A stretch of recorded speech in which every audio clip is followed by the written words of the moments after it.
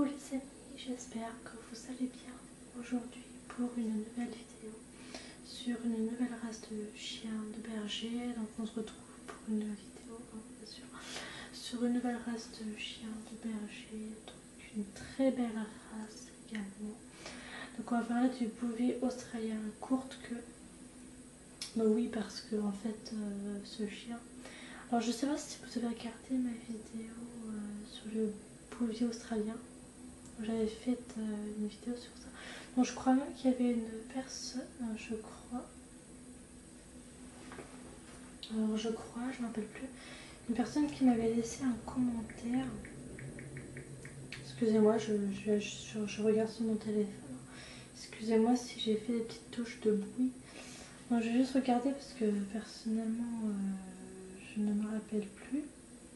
Pour être vraiment sûre, je vais regarder ça, mais il me semble que c'est... il me semble que c'est Lydia D qui a dû me laisser un message. Mais quand... Enfin, je ne me rappelle plus, donc je vais regarder tout de suite. Excusez-moi si ça prend un tout petit peu de temps, mais je regarde juste, excusez-moi, mais... Bobby australien, voilà, je suis sur la vidéo. Alors j'ai eu quand même un petit j'aime, c'est très gentil, donc je vais regarder qui me... Voilà.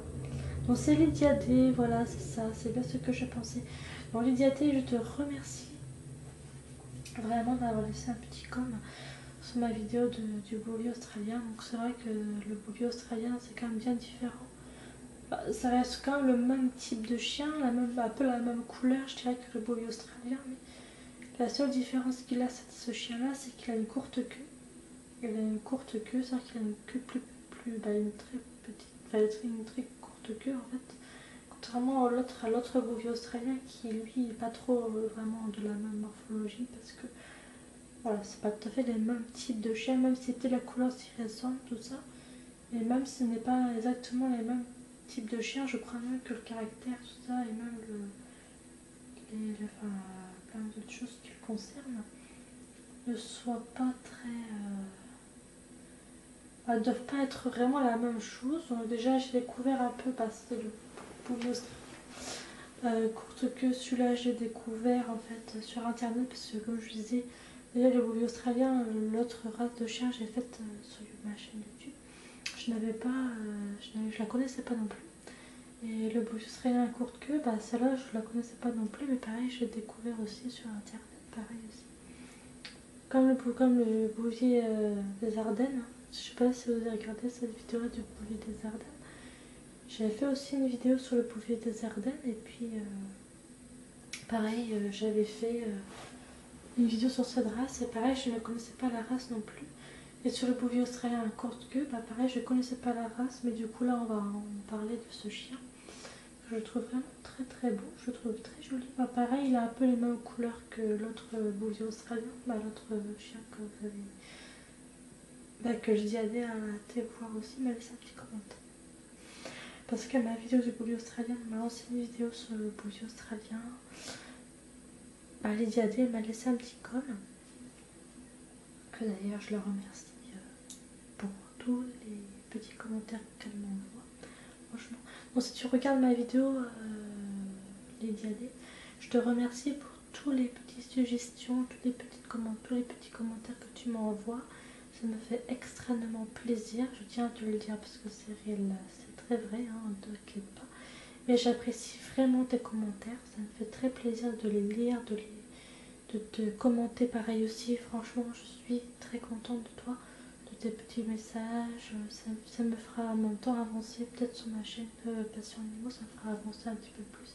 Toujours dans du positif, ça ne changera pas.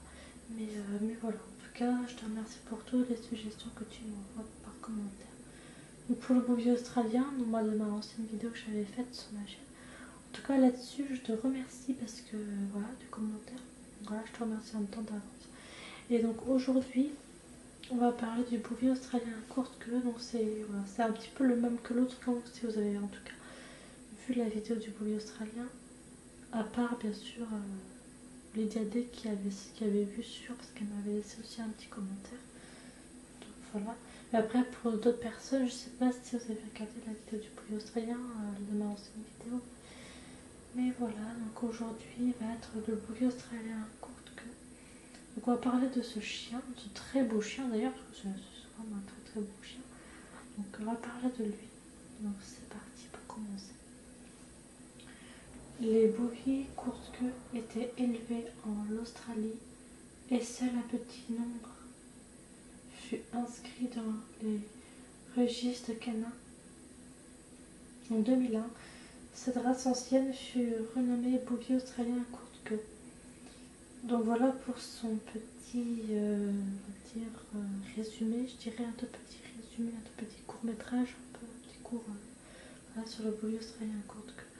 Donc en même temps, on peut constater que le nombre, un nombre fut inscrit, donc un des bouviers australiens, un des bouviers australiens courte-queue, il n'y avait qu'un chien qui a été inscrit dans le registre canin, du coup. En 2001, c'était. Voilà. Et ils l'ont renommé, du coup, au départ, je pense pas qu'il avait vraiment un nom particulier d'une race, mais je pense qu'en 2001, voilà, c'est ça. Ils ont renommé, du coup, le bouvier australien courte-queue. Parce que je pense que le bouvier australien, donc l'autre race que je vous avais présentée, était plus connu, je pense, que celui-là au départ. Je pense qu'il y avait une autre race après qui est arrivée, qui est du coup le bouvier australien courte-queue, mais je pense que le tout premier c'était le bouvier australien, que l'autre vidéo vous avez dû voir certainement dans ma ancienne vidéo que j'avais faite, je crois il y a 2 semaines, voire 2, 3, 5, 6 jours de ça. Maintenant j'avais publié cette vidéo. Donc voilà. Donc voilà un petit peu pour son résumé, un tout petit résumé tout simple on va dire. Donc voilà. Donc comme je disais, si vous avez des questions, donc si vous avez des questions au niveau de la race ou des questions particulières, n'hésitez pas à me le dire par commentaire, je serai là pour vous répondre, aucun problème. Donc voilà. Donc là on va parler de son à-propos du bouvier australien courte-queue, donc on va parler de son à-propos. Donc ça serait intéressant d'en parler également de son à-propos. Donc c'est parti.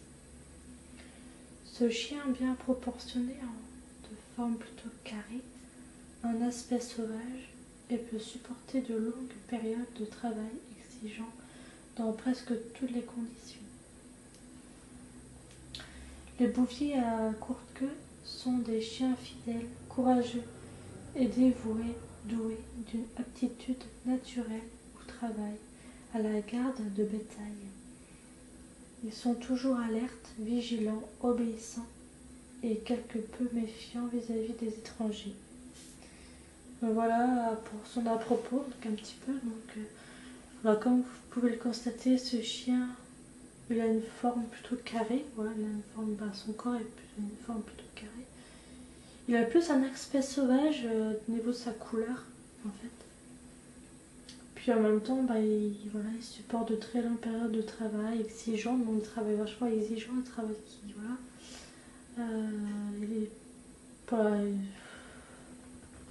Après, c'est vrai qu'il est très fidèle. Je l'ai bien dit, très fidèle. Très courageux, très dévoué, doué d'une attitude naturelle de travail. Voilà. Peut garder le bétail également. Toujours très alerte, très vigilant, obéissant. Voilà, c'est quand même un très bon chien. Donc il est peu méfiant par contre vis-à-vis des autres, parce qu'il n'est pas très... ils disent bien, je dis bien que il est peu méfiant, ça veut dire qu'il n'est pas très peu méfiant vis-à-vis des étrangers. C'est qu'il est très peu méfiant, quoi. C'est-à-dire qu'il fera peut-être pas attention à certains étrangers. Je pense pas qu'il va... Après, je dis pas qu'il est pas méfiant, mais il est quand même un petit peu méfiant. Mais bon, il n'est pas aussi méfiant comme certains autres chiens pourraient l'être, en fait. Celui-ci, il est peu méfiant, quoi. C'est-à-dire qu'il n'est pas spécialement très méfiant vis-à-vis des étrangers qu'il ne connaît pas forcément. Il ne sera pas très méfiant à ce niveau-là, mais bon, ça reste quand même un très bon chien. Après, source, du coup, faits et caractéristiques clés provenant de la Fédération Cynologique Internationale, FCI, qui veut dire ça en abrégé pour les personnes tout de même qui ne le savent pas. Donc, on va parler maintenant de ces particularités de la race un petit peu. Donc, son pays, c'est l'Australie, voilà, pour les personnes qui ne sauraient pas. Après son groupe 1 de la Fédération cynologique internationale AKC, Fondation Stock Service. Voilà pour son groupe 1, du coup qui était son groupe 1. Ensuite, catégorie de taille, c'est une race de taille moyenne, principalement. Expérience de vie, du coup il peut vivre entre 14 ans et 15 ans. Bon, ça va, il a une bonne expérience de vie, je trouve qu'il peut vivre assez longtemps quand même. Voilà. Ensuite, elle est très alerte, très indépendant, très dynamique, très intelligent, très fidèle et très obéissant. Donc voilà, donc on dit bien que ce chien est très alerte, ça veut dire qu'il préviendra vraiment d'une arrivée d'un étranger, même si on l'a bien dit qu'il est très peu méfiant vis-à-vis des étrangers, mais il est quand même très alerte tout de même. Il est très indépendant, c'est-à-dire il est très indépendant, il arrive quand même à faire des choses un petit peu sans l'humain. Il arrive quand même à faire des choses sans son maître ou sans l'humain, quoi. Il arrivera quand même à faire des choses d'indépendance. Il est très dynamique, ça veut dire qu'il adore, il adore être, il est très énergique, je pense, très dynamique. Il est très intelligent également, donc il a une très bonne intelligence. Il est très fidèle à son maître, très très fidèle. Et il est très obéissant aussi, c'est-à-dire qu'il est très très obéissant également. Donc ensuite on va parler des faits marquants qui concernent la race forcément. Donc l'éducation à l'obéissance est essentielle. Donc ça veut dire que ce chien, il faut vraiment que vous, comme on l'a bien dit, qu'il est très obéissant. L'obéissance est très essentielle pour lui, ça veut dire qu'il faut que vous le... L'obéissance pour lui c'est l'essentiel. Donc voilà, en même temps c'est-à-dire qu'il va comprendre facilement les choses que vous lui direz par obéissance. Si vous lui apprenez des petits tours, voilà, des tours tout simples. Déjà il est très obéissant au niveau, si vous le promenez en laisse et que vous lui disiez non, c'est pas comme ça qu'il fait, si vous lui disiez non, doucement, des trucs tout con, mais des trucs pour lui expliquer les bonnes manières, en promenade, ça dépend. Quand vous l'éduquez, et ben effectivement il va comprendre rapidement, quoi. C'est pas un chien qui va pas comprendre d'ici 2-3 mois, voire plus. Ce chien par contre il comprend très bien les choses que vous lui direz en tant qu'éducation, parce que c'est vrai que si vous prenez un bouvier australien à courte queue, si vous prenez ce chien, admettons, il faut que vous le preniez il faut que vous en achetez un si vous en voulez un. Il faut que vous en prenez un plutôt quand il est chiot, quoi. Parce que ce sera plus facile pour l'éduquer. Parce que il aura. Déjà, même pour lui, ce sera plus simple. Parce que même pour vous, pour l'éduquer, ce sera peut-être plus facile, même pour vous, pour l'éduquer. Tout ça, c'est plus facile de prendre un chiot. Parce qu'au moins, comme ça, il va avoir confiance en vous. Peut-être pas au départ, parce qu'il ne vous connaîtra pas. Mais après, au fur et à mesure, il va commencer à prendre confiance. Et après, il fera les choses naturellement, quoi.